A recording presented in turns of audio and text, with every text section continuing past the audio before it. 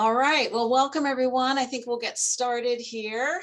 I am Janie Winchell. I'm the Sarah Fraser Robbins Director of the Dottie Brown Art Nature Center, Curator of Natural History here at PEM, and a co-curator for the Great Animal Orchestra installation that you're going to be learning a bit more about now if you aren't already familiar with it.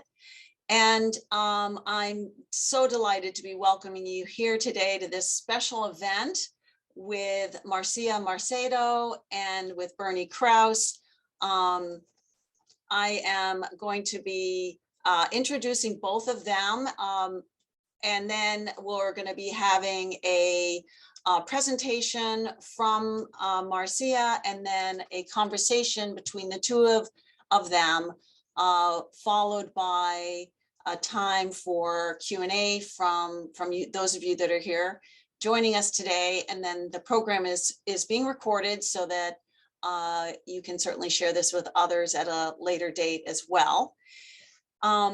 Very happy to be offering this presentation in coordination with the Cartier Foundation and as part of our Earth Week offerings here at PEM, and to be featuring the Great Animal Orchestra as the first North American venue. This is an installation that the Fondation Cartier pour l'art contemporain commissioned in 2016. And it's been a wonderful experience to have that installation here. And if you haven't been to it, we hope you will come soon. So let me introduce Marcia. Marcia Macedo is an ecologist at the Woodwell Climate Research Center based in Woods Hole, Massachusetts. She takes a unique view of the Amazon, seeing the forest for the streams. Dr. Macedo is exploring how agricultural expansion and climate change are altering the flow of water through tropical landscapes, focusing on hotspots of connections between upland forests and aquatic systems like streams and rivers. She links detailed on-the-ground ecological understanding with large-scale remote sensing data and statistical models to inform decisions about land use. And now for Bernie Krause. Dr. Krause is an author and pioneering soundscape ecologist who listens to animal vocalizations with a musician's ear and studies his field recordings from the perspective of a scientist. He has become a master in the art of revealing the beauty, diversity, and complexity of the languages of wild animals, increasingly silenced by human activity. Since the 1970s, Dr. Krause has recorded soundscapes across North America, Latin America, Kenya, Rwanda, and Zimbabwe, as well as from the world's oceans. The Great Animal Orchestra, which he created in collaboration with United Visual Artists, is an immersive installation that makes a plea for preserving the wondrous diversity of the animal world. And in the 7 soundscapes that make up that experience, one of them is featuring the Amazon. So that's why we really wanted to bring Marcia here to talk about her research there, and then offer a time for them as scientists and those passionate about the Amazon to speak about it and bring it to us here at PEM. So thank you both for joining us. And Marcia, I will turn it over to you now. Okay, thank you, Janie, and thanks to the Peabody Essex Museum for organizing this event and for the opportunity to share a little bit about my work.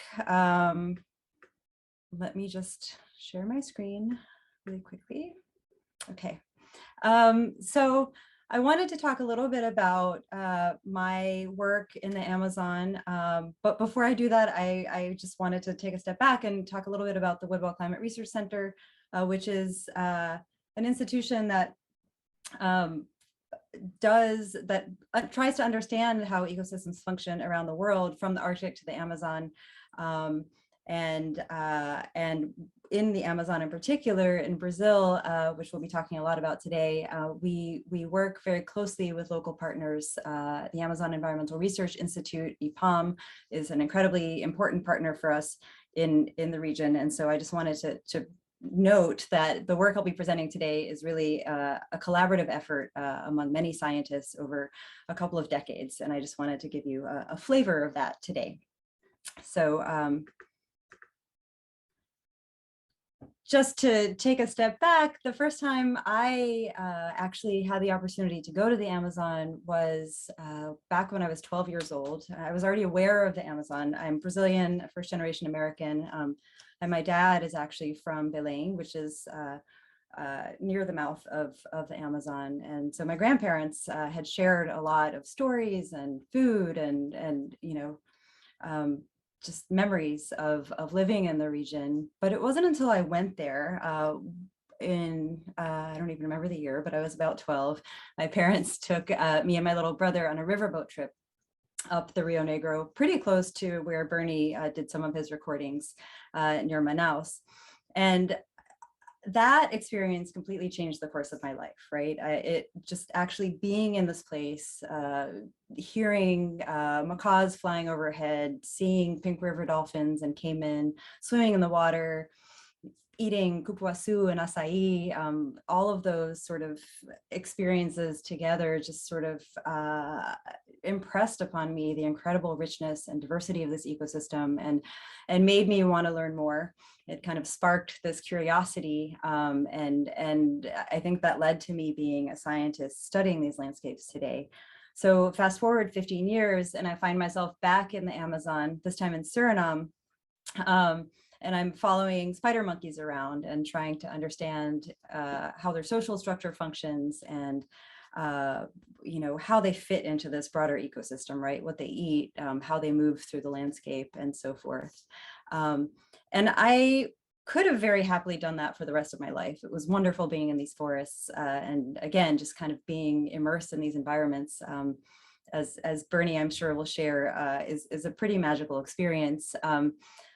But the more time I spent there, the more I got to understand all of the pressures that these systems were facing. At the time, gold mining was a big issue. Deforestation was at an all-time high. And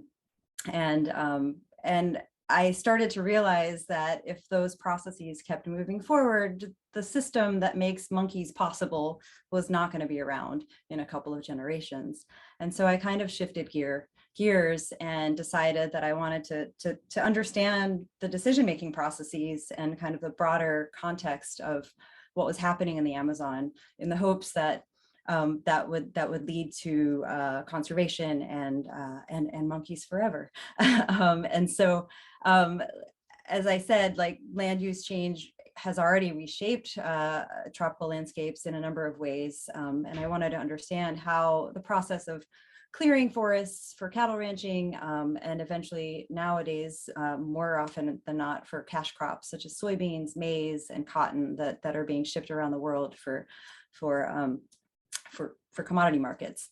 But just to orient you, those of you who haven't been to the Amazon, it is a massive continental scale system, right? It spans 9 countries. It's about the size of the continental US. Belém is somewhere around here near the mouth of the Amazon. And the recordings, for those of you who've been to the Great Animal Orchestra, and if you haven't, I highly encourage you to go, are somewhere around here near the city of Manaus. And I'll be showing you some work from the southeastern Amazon, where I work at Tanguro Ranch, which is a field station that is run by EPAM. And it looks tiny in the context of the Amazon, but it's actually massive. It's the size of all of Cape Cod, so about 800 square kilometers.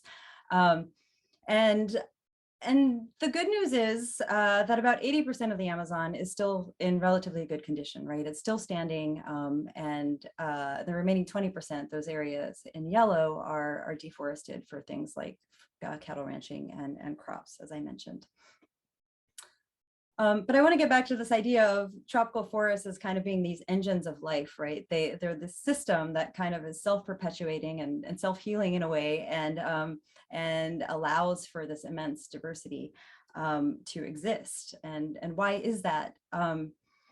A big reason is that they're in the ideal place, right? They are, it's not an accident. The tropical forests are situated along the equatorial belt, which is the area that receives the most sunlight, the most energy around year round, right? So this is an animation of gross primary productivity, which is just a fancy way of saying live biomass production. And you can see that the tropics and the Amazon in particular are kind of like the heartbeat of the planet, right? There's big production happening year round. And if you look in contrast at North America and Europe, everything kind of shuts down in the winter months, right? It kind of shrinks down to nothing. If you're a gardener, you know that nothing much is happening in the winter. And then you have this kind of explosion of production in the summer, but that's a very short season, right? So the tropics have a lot more time to produce. And the result is massive amounts of biomass and biodiversity. This is a map that I love. It was made by Greg Fisk at Woodwell. And it basically visualizes forest carbon as mountains, right? So the areas that look like mountains that are in high relief are areas with a lot of carbon, and the areas that are gray or low relief have very little carbon. And you can see that with the exception of the redwoods in California, that the tropics are really the only game in town, and that the Amazon is the biggest player in that game, right? 50% of forest carbon, 50% of remaining tropical forests, and thus forest carbon, is locked up in the Amazon forest. And the result is this just incredible, rich ecosystem, right? It's not at all kind of a uniform green single layer. It's a bunch of different species all interacting and kind of evolving together and occupying different niches. And so, you know, a single tree in that system is an ecosystem unto itself, right? I have a colleague who often likes to talk about the fact that a single Amazonian tree holds as many insect species as all of England, right? So it's just mind-boggling how much diversity is kind of contained at every layer of the system. And even a single species is a work of art, right? So this beetle from a recent field trip in March, and I mean, I was just really taken with it. I thought it was beautiful.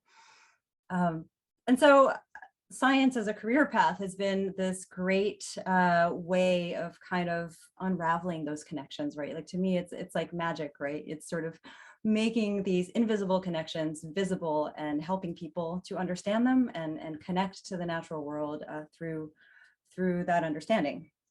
I won't get into the details here, but just to point out that this diversity is organized along many scales, and science has a lot of different ways into understanding that. Whereas Bernie listens to soundscapes and thinks about how those are changing as a way to measure those changes.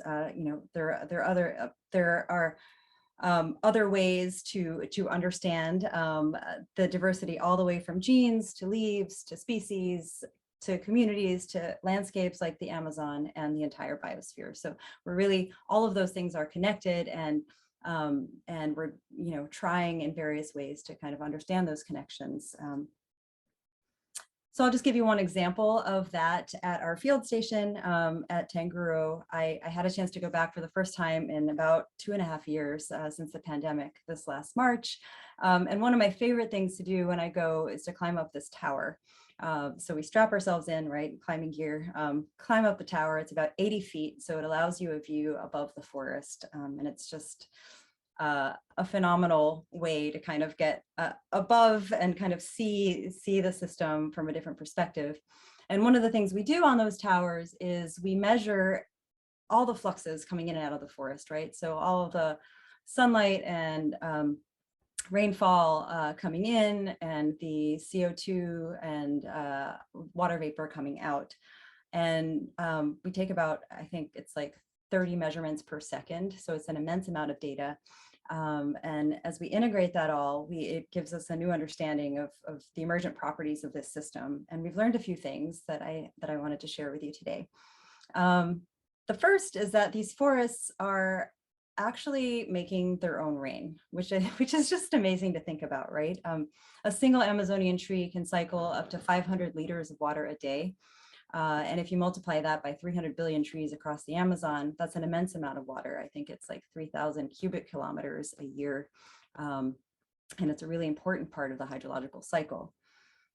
The kind of flip side of that coin is that as that water is evaporating, it's also cooling the land surface. So all of that solar energy that we saw in the animation is getting recycled back, sent back. And it acts like a big air conditioner, right? It could get really hot if all of that energy was held on the Earth's surface, but that evaporative cooling cools it off. And in the process, these forests also soak up carbon. So they actually absorb about 15% of annual fossil fuel emissions in a healthy forest. So these forests are acting like air conditioners that cool the land surface. They're cycling water around the continent, and they're soaking up carbon. And this is another animation that I love, and it kind of gives you a sense of how dynamic that system is. And again, you can see this is water vapor circulating around the world, so not clouds, but water vapor. And again, you can almost see that heartbeat of the Amazon, right? And it's cycling water and sending it downwind to irrigate crop fields that are miles downwind, and to supply water to some of South America's largest cities, in addition to supporting all of that biodiversity and the people that live in the region. I'm sure it's no surprise to anybody on this webinar that humans are changing these connections in a number of ways. So I definitely want to touch on that.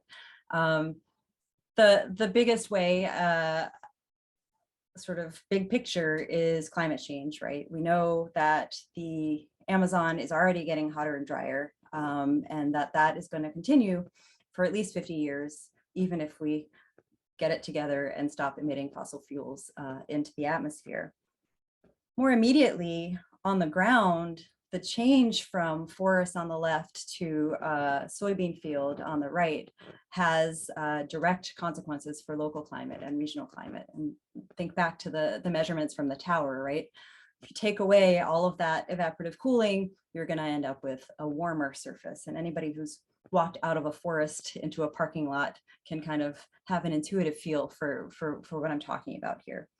And just a few more pictures of kind of the alternative land use. And you can see, again, few species, totally different texture. You can imagine how hot it is.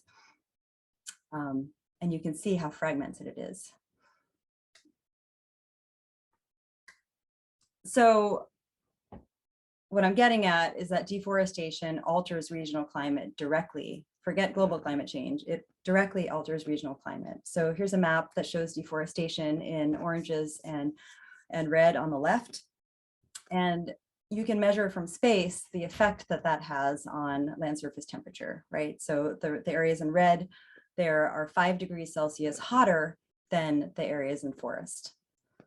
And likewise, 30% less water is recycled back to the atmosphere via evapotranspiration. And again, we can measure that from space. So we're having very direct consequences on the regional climate and on the capacity of the system to kind of withstand global climate changes as a result of these activities. Again, probably no surprise to anybody who's been reading the news over the last couple of years. One of the things that is changing in these systems, as in California and around the world, is the incidence of fire, right? As you get fragmentation and these hotter, drier systems, fire is able to spread in the landscape in a way that it didn't used to be able to. And I'll just note that fire is not a natural part of the Amazon system. There are savannas where it is a natural part, it's a necessary part.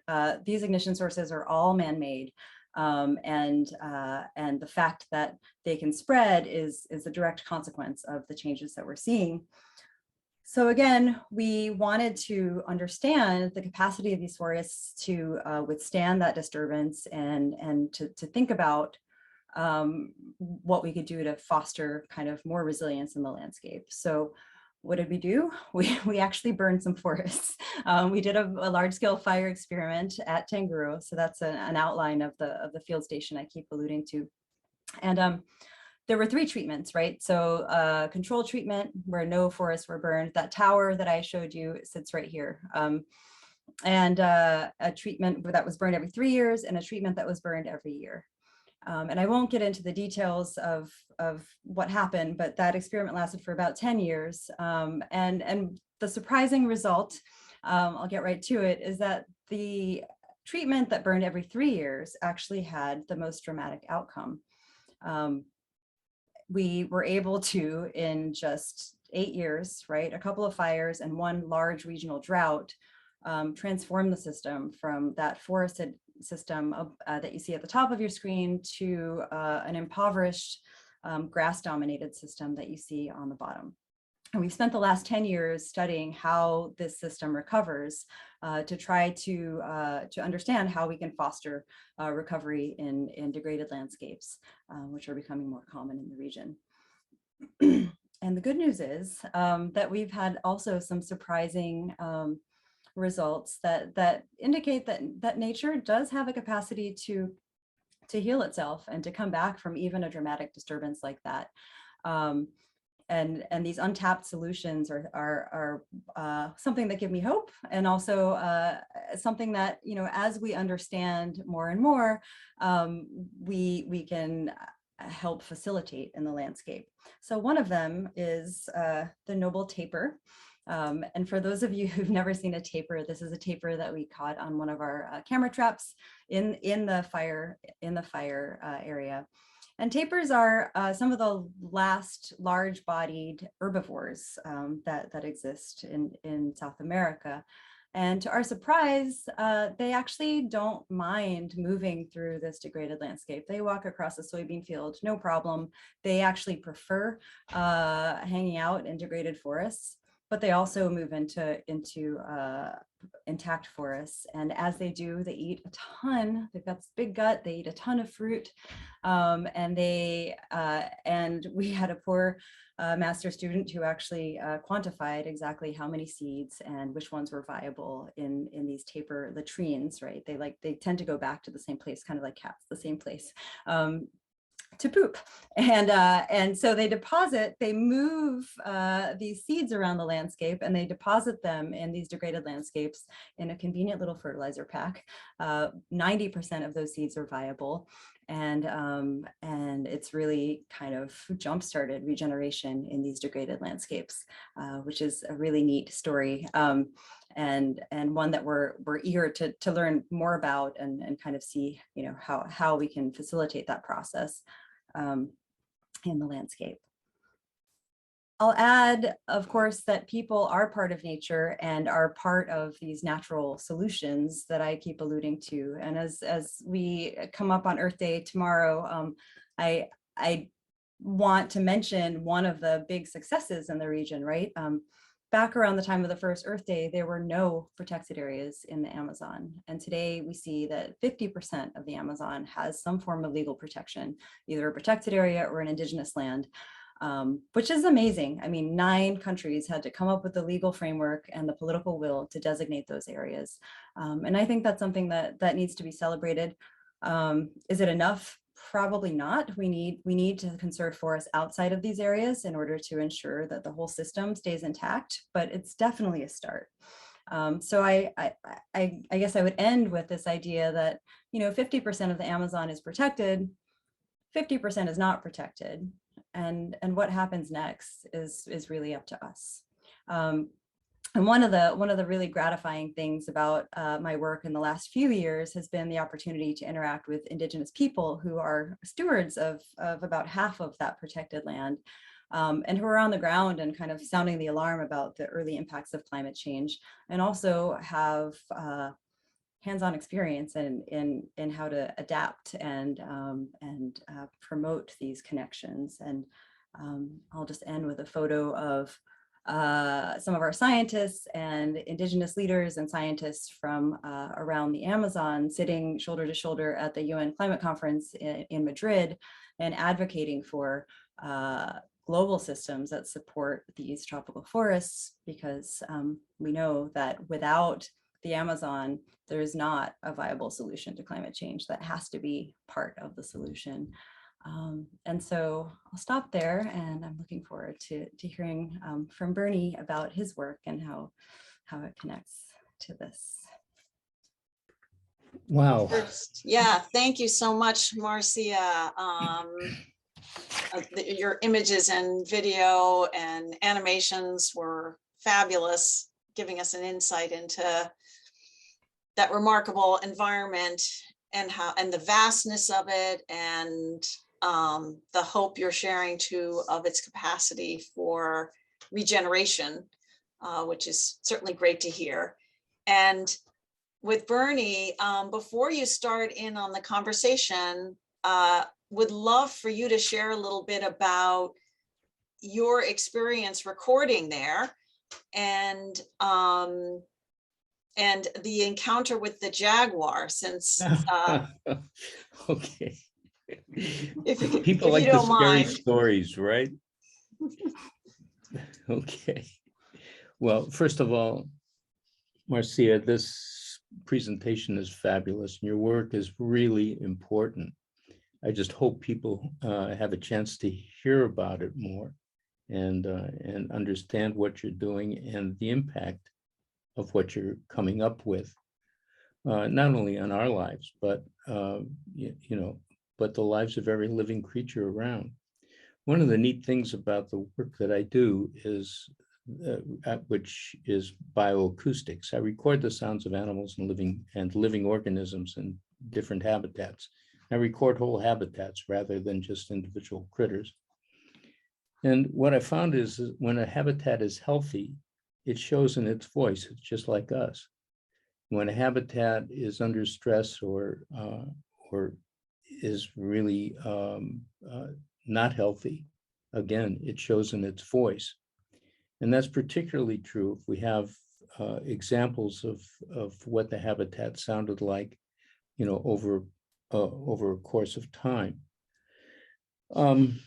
With my work, I wanted to record different major biomes around the world when I first started out in the early 70s. And I began, first of all, I was terrified of the animal world. It scared the living daylights out of me. I grew up in a family that had no animals ever, and was really terrified of that whole world outside outside of a house or an office or something. So by the time I was 30 years old, I just decided to get over that fear. And little by little, I moved further and further afield to the point where I was working alone in different habitats just to get the material and not have interference, not have other people around me who would interfere with the recordings. Well, in the case of the Amazon, in 1989 and 90, I worked everywhere from the Atlantic rainforest all the way up north to Manaus, which is where Marcia was talking about earlier, which is kind of the midway point in the Amazon River system. I also worked, from Costa Rica down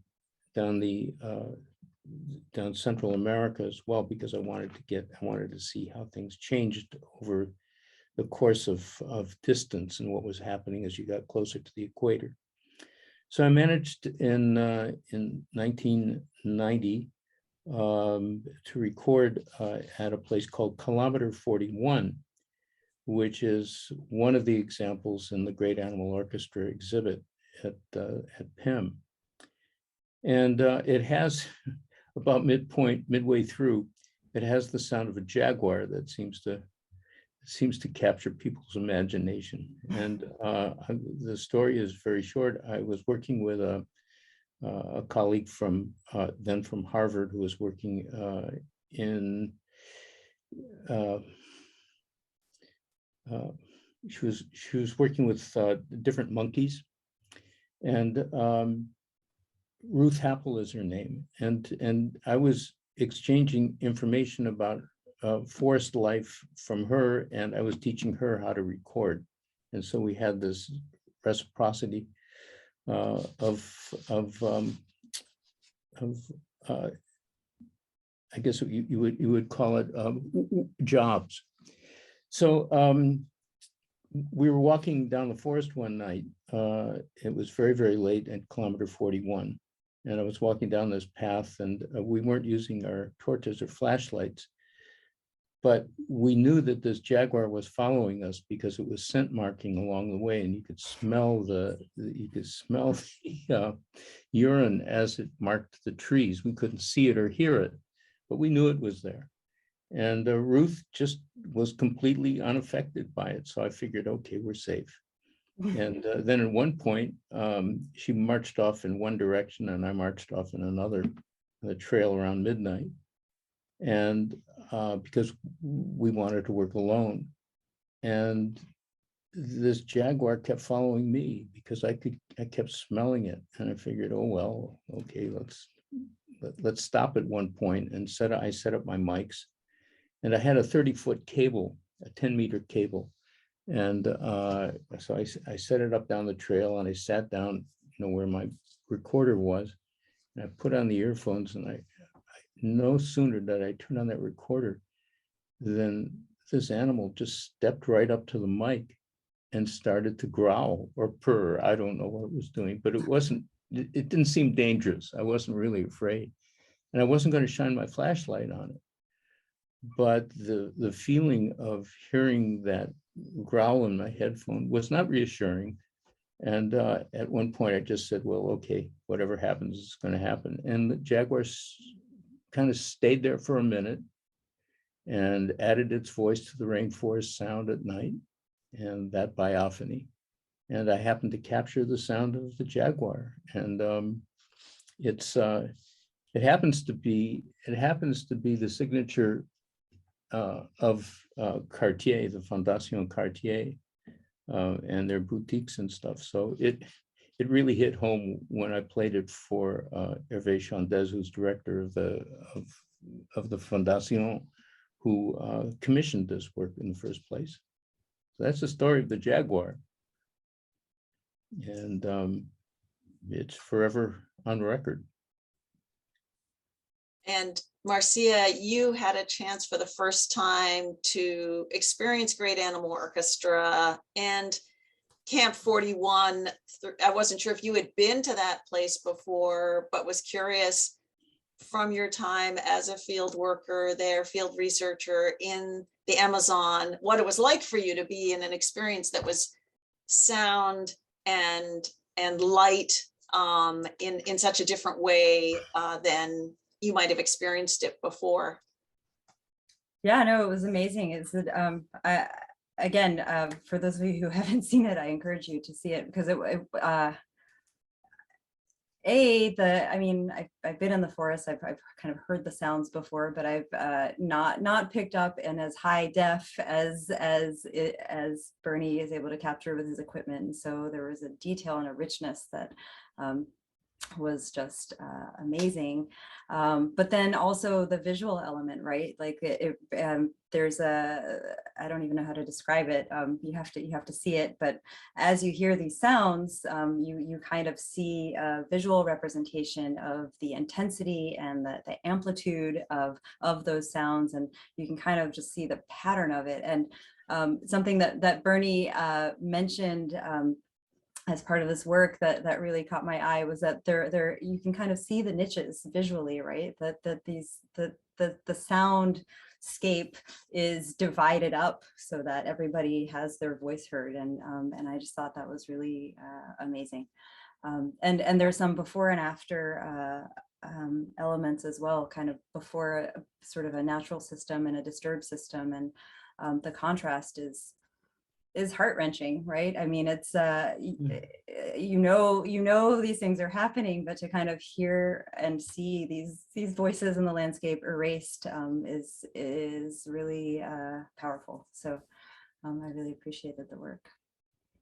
Thank you for that, Marcia. Yeah, well, one of the things we're able to do in this particular piece, this is the first time that sound has been able, that we've been able to illustrate sound visually. And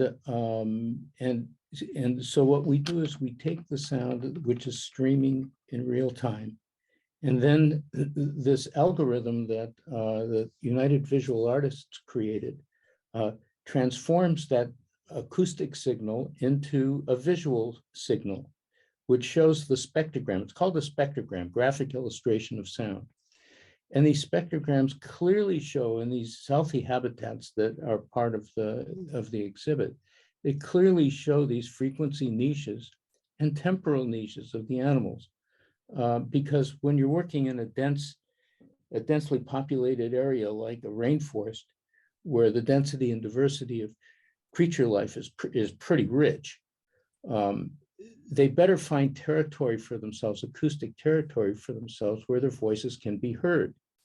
So over time, they evolve to occupy these different frequency niches, mammals, insects, frogs, and birds, all find acoustic territory for themselves so that their voices can be heard without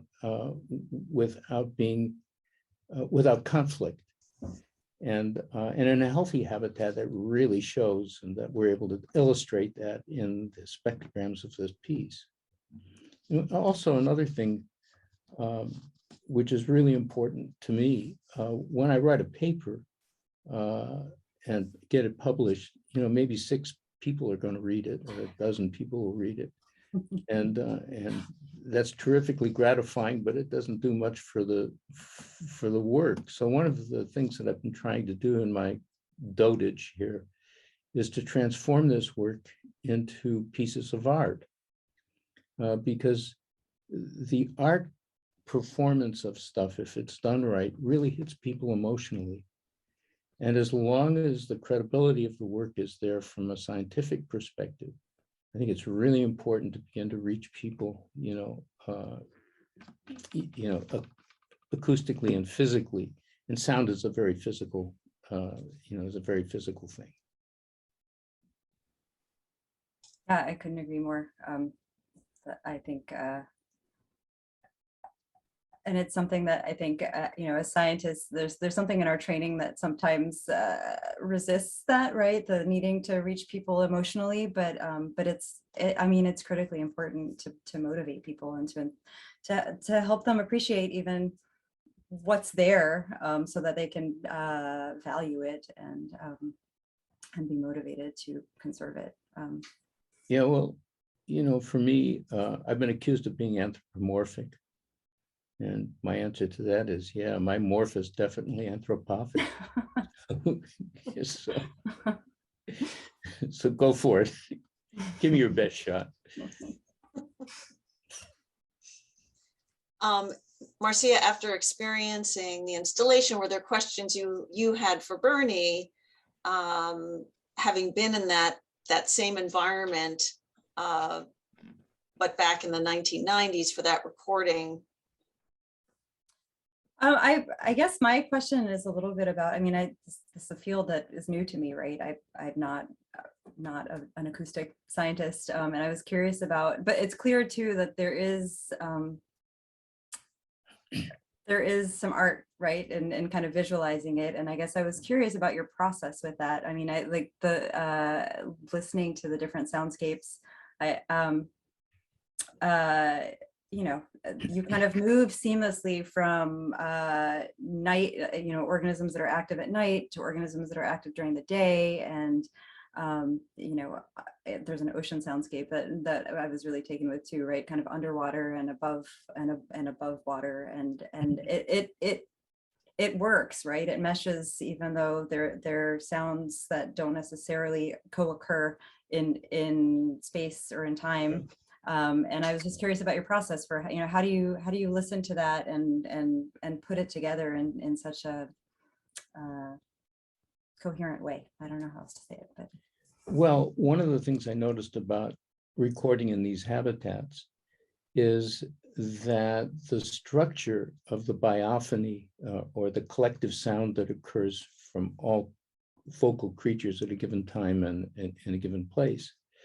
The biophony has a certain structure to it in a given habitat, because the sound of the habitat is dependent not only on the voices of the animals, but also vegetation and the layout of the land, and everything affects it. So does weather and climate. So all of these issues play a role in the way that sound is transmitted through a habitat. One of the things that I noticed is that each habitat has its own structure, signature structure, so that when one creature or one group of creatures drops out, when there's a transition from night to daytime, that structure just continues, because other critters will come in and fill that space and keep it intact. And that's in a particularly healthy habitat, and particularly tropical ones. You don't see that kind of strain occur in temperate habitats as much, but they're there, and they're there in a different way, which is much more complex. But it's certainly in tropical and subtropical habitats, that pretty much holds, that idea pretty much holds. And it's pretty neat how it all works. So it's like each of us has our own voice, right? The sound of our voice is unique to us, the way that we speak and so on. The same thing happens in these habitats. A whole habitat has its own voice. That's amazing. Yeah, I was thinking, Bernie, it would have been interesting to see what the recordings would have been like in those experimental plots that you were doing, Marcia, with the different phases of burning, to see how that would show up in the acoustic soundscape versus the one that wasn't touched at all. My guess is it's not too late. No, it can be done. I think it can be done. We did a little of that in Costa Rica, where we were working in the Osa Peninsula. And that area is kind of the southwestern part of the country on the Pacific Ocean. And we recorded places that had been burnt or clear cut, and some of them were beginning to come back and regenerate. And it was pretty astonishing to me, because I didn't think that would happen. The problem is that it takes longer for the creature life to reestablish itself in these habitats, and if that's your gauge for a healthy habitat, then it's going to take some time before that reestablishes. That's my guess. Well, another facet for the research. And Bernie, was based on what Marcia shared in the depth of research that she's doing, was there anything that called to you as something you wanted to know more about or add on to from the research that she's doing there? Well, just that the inclusion perhaps of bioacoustics as another component of understanding the complexity of the habitat and the ways in which it works might be interesting to try and see if it works. I know there are a lot of people. You're at Woods Hole, and Woods Hole is a wonderful place for bioacoustics, and perhaps there are some students and learners there that can help with that. So yeah, I mean, that would be something that I would say might be interesting to check out and see how it all correlates with the rest of it and supports your work. Yeah, no, I agree. We do a lot of sort of these remote sensing measurements using LiDAR, right, to quantify forest structure. And I think linking that, actually some of the forest structure maps reminded me a little bit of the acoustic, what did you call them? Sonogram, not sonograms. Spectrograms. Yeah. Spectrograms, thank you. They like, there was kind of a parallel there that I thought was interesting, and I would be interested to see if the kind of, as forest structure is recovered, you kind of see the soundscape also kind of recovering, because anyway, it's an idea. If you contact me, I can give you some leads. Okay, thank you. Perfect.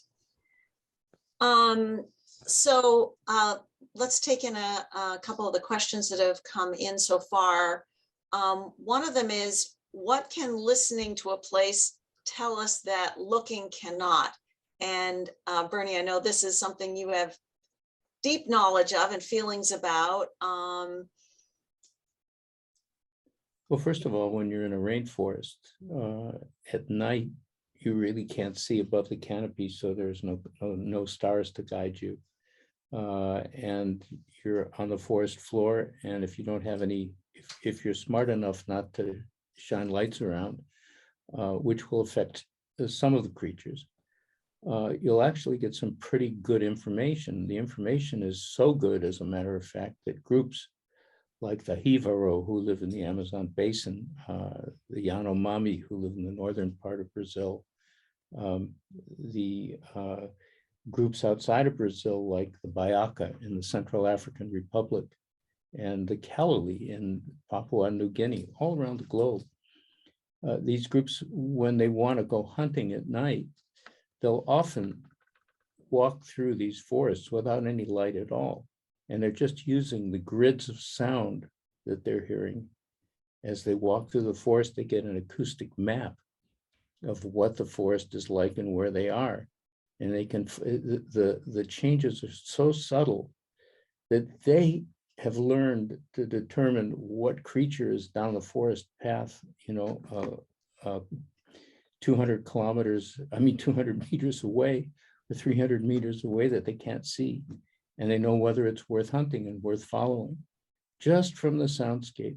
There's all of this, it's a narrative of place, these soundscapes. And they're rich with this wonderful information, and all we need is the Rosetta Stone to unlock that stuff. And these groups that live closely connected to the natural world still know that and understand it and use it as a guide. I mean, it's their GPS, piece of equipment.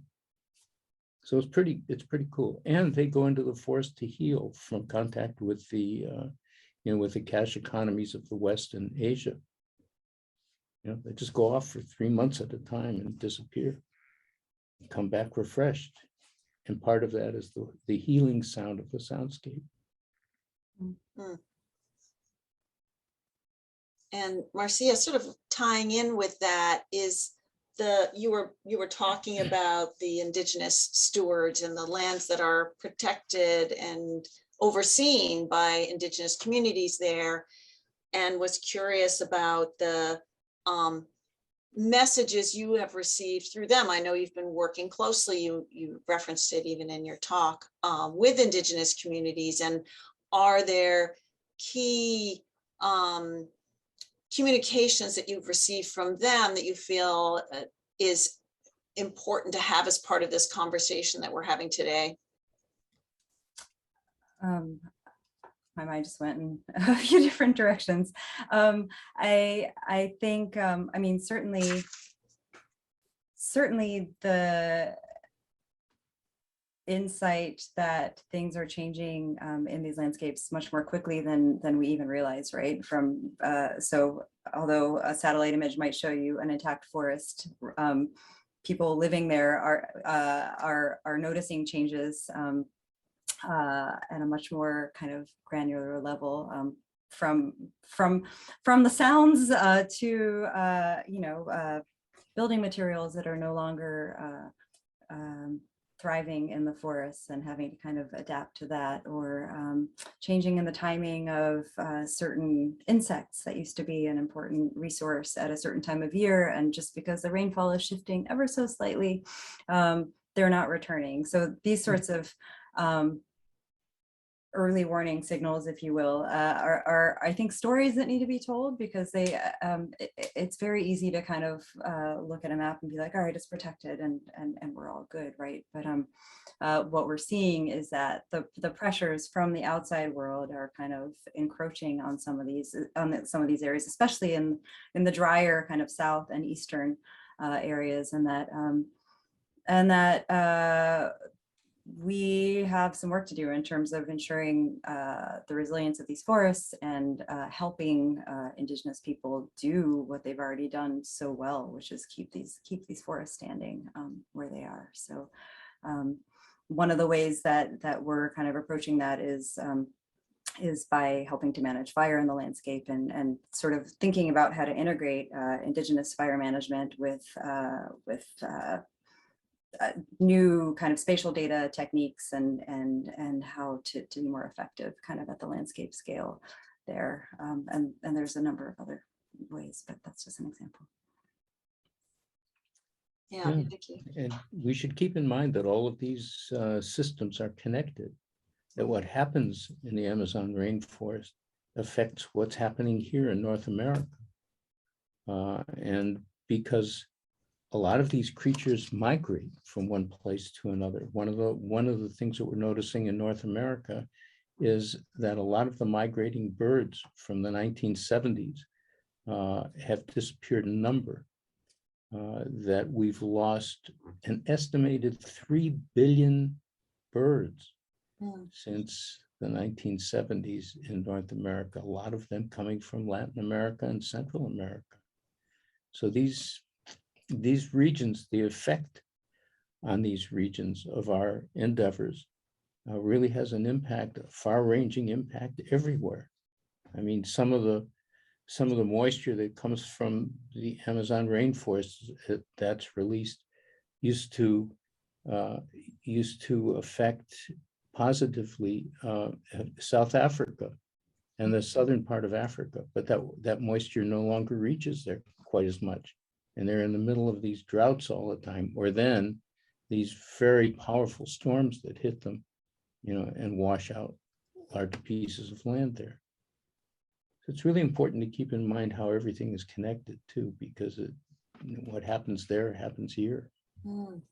Yeah, such an important point. And tying in with that, Marcia, your ongoing work in the Amazon,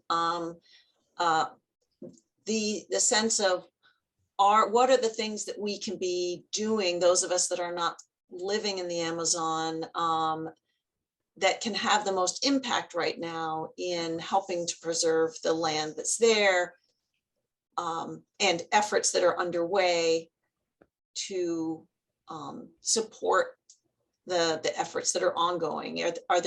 Are there some guidance? Is there some guidance you can give us on that front? Yeah, I mean, as Bernie said, all these systems are connected, right? So what's happening in the Amazon is not necessarily being driven by decisions in the Amazon. An example I like to point out, so a lot of the drivers of deforestation are actually going to feed global markets, right? Soybeans are being shipped around the world to feed pigs in China.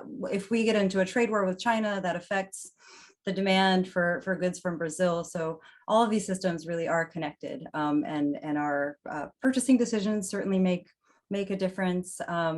But anymore, I think it's not an individual action that's going to make the difference. It's systems, right? So I think the big thing is being politically active, voting, and kind of demanding that we address the climate crisis in a real and meaningful way immediately. We don't have time to waste, and supporting organizations that are working in these countries as well to continue their work and to make some of these connections clear to policymakers, to producers, so that everyone can kind of see that it's in everyone's interest to conserve these systems. This connects, I think, really nicely with this last question. I think we should probably wrap up. But someone who asked, do you think museums are an important voice in the global discussion of the climate crisis and environmental degradation, such as deforestation? And so this is one I think both of you could shed some light on in the work you're doing. Go ahead, Marcia. Yes, I think to our earlier conversation and the point that Bernie made, right? I think museums and art installations and kind of popular opinion pieces and these sorts of things allow us to bring the Amazon, bring these systems into people's homes and into their hearts, and into just help them connect with these systems and help them to care and hopefully motivate some action.